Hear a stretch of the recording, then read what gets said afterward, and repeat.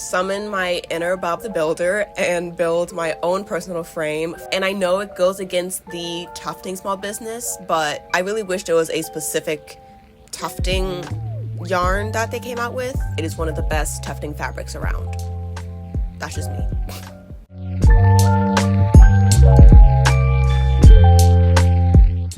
Hello, Kayleigh here, and welcome to my first video of 2025. If you don't know who I am, here is a little introduction. Hello, my name is Kayleigh. I am a multi-passionate creative, and I run a small business called Creations by Kayleigh, where I make and sell tufted products along with some other of my creations. In 2023, at the age of 18, I decided to embark in my tufting small business journey. And reflecting on that experience, I've come to realize that there were a lot of strategies I could have used to save money and prevent me from breaking the bank. Which brings us to this very video. Today, I'll be sharing with you some tips and strategies on how to start a tufting small business while on a budget. So with all that being said, let's get started. My teeth look very white.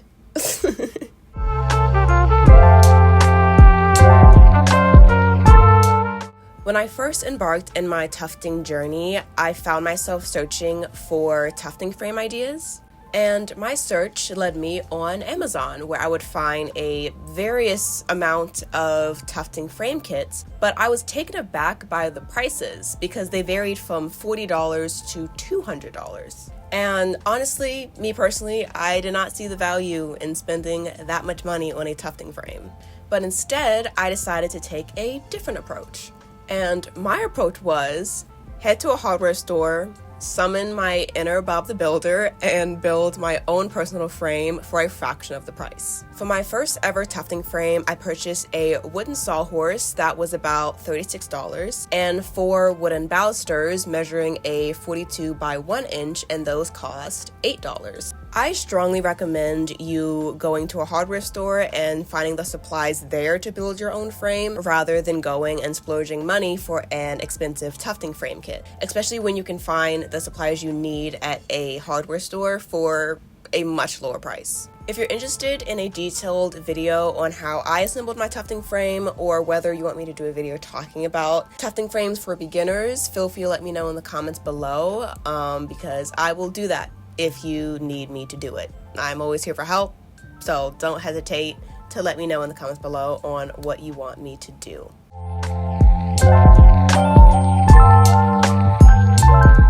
If you're looking to start a tufting small business on a budget, I recommend you looking into a loop pile tufting gun instead of a cut pile. I say this because if you purchase a loop pile tufting gun, it will simplify your process, meaning you would not have to invest in a carver. This approach basically boils down to process of elimination. For instance, if you opt for a cut pile tufting gun, you would have to purchase a carver. But if you were to purchase a loop pile, all you would need is a pair of scissors, which you probably have lying around your house somewhere. Given that tufting guns cost a good amount of money, using this strategy will help you save some money. If you're really on a tight budget and prefer not to buy a tufting gun, I recommend you looking into a punch needle, which is about $5. And I know it goes against the tufting small business, but it's still kind of the same as tufting because the loop pile basically is loops and the punch needle is also loops, and it's the same thing, but one is... I'm gonna stop talking. Just keep in mind that if you use a punch needle for a prolonged amount of time, you will get some aches and pains in your hands and wrists. So just be careful and know your limits and take breaks. When it comes to purchasing these tools like the tufting gun, you can head on over to Amazon, and they have a variety of different tufting guns for an affordable price. And for punch needles, you can find them at basically any craft store near you, and they're also available on Amazon as well.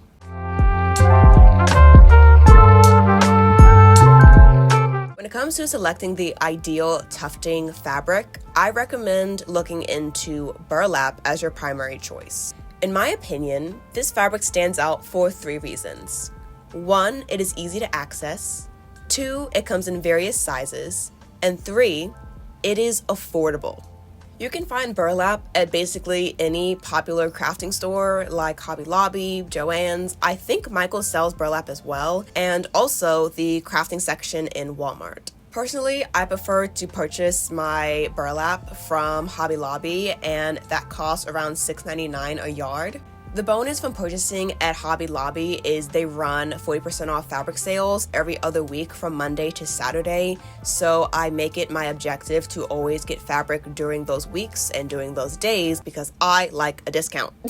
And also, if you go onto their website, they offer bigger spools of burlap, which I did not know that until the lady told me. I was like, why didn't you tell me that sooner? And yes, I'm aware that burlap is not everyone's cup of tea, but if you haven't tried burlap, feel free to try it, because I genuinely believe that it is one of the best tufting fabrics around. That's just me.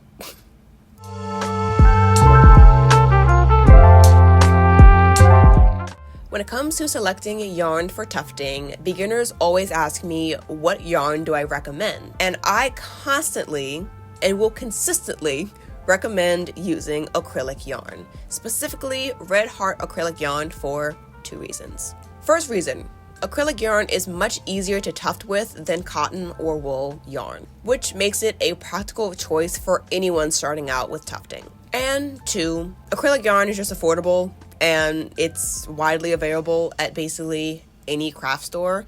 And by acrylic yarn, I mean the yarn you could like knit and crochet with. I really wish there was a specific tufting yarn that they came out with. Maybe I'll do that one day. Although me personally, I haven't used cotton or wool yarn, I've observed that it is pricey, hard to find, and lacks in varieties of colors. But in contrast, acrylic yarn offers a various amount of different colors and also comes in a medium and jumbo size. As a tufter, I suggest purchasing your acrylic yarn in a pair of 2s, being that you can't really tuft with 1 strand. You need 2 strands to give that full and fluffy look. It's also worth mentioning that when you buy your acrylic yarn in pairs, the cost can add up, so just be on the lookout for that and just be aware of that. For added convenience, I recommend you winding and caking your acrylic yarn in pairs just so you can see what you have before you start tufting. And if you do that, just make sure to keep your yarn information tags just so you can find the color you need if you run out. You can find Red Heart acrylic yarn at basically any popular craft store. Are you picking up what I'm putting down? Additionally, Walmart also offers a store brand acrylic yarn, which is much cheaper, which I've used it before. It's good. Just don't match the 2 blacks of Red Heart acrylic yarn and Walmart brand acrylic yarn because they don't go together because it's a different shade. Don't do it. That's why I say make sure to keep your tags. Do not blend them together. I'm saying this for me and you because I've done this before. I don't know why, but I did it before and I looked stupid just taking off each stitch because I matched them together when I shouldn't have. So don't do it.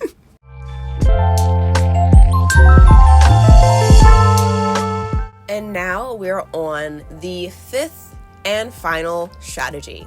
Starting a small business requires careful consideration, and one of the biggest lessons I've learned is the significance of starting small.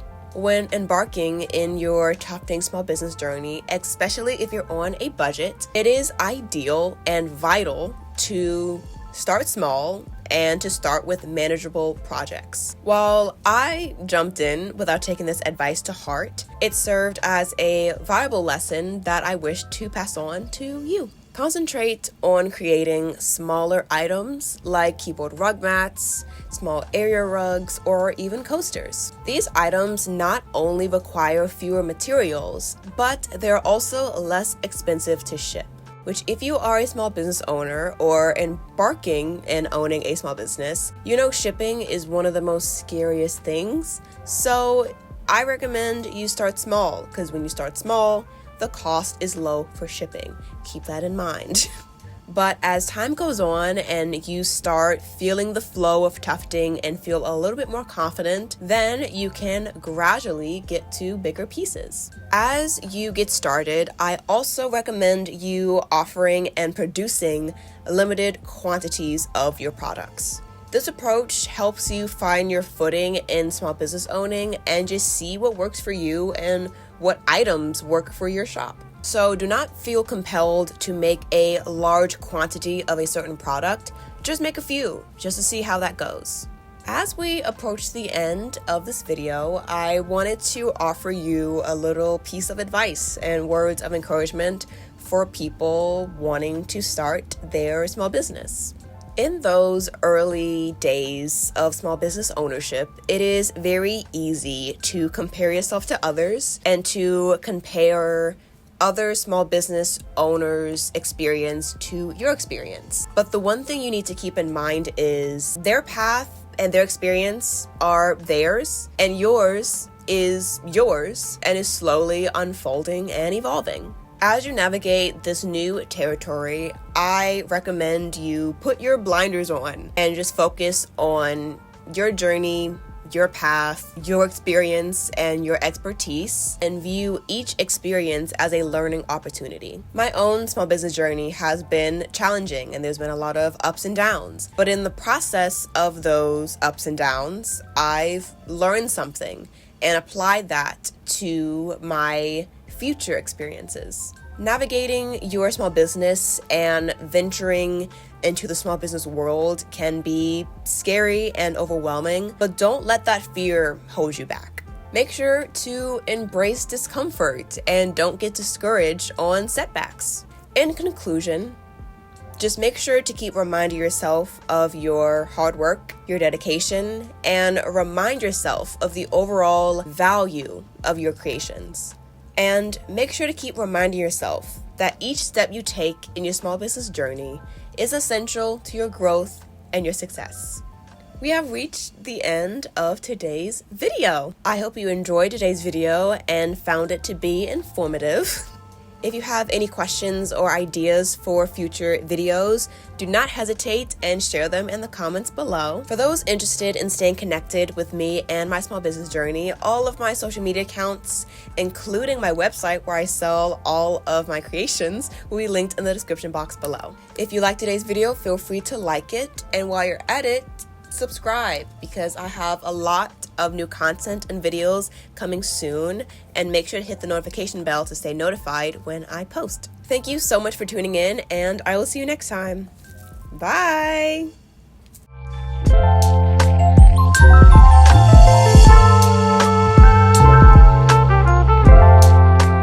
And as a little humble brag, I made this sweater.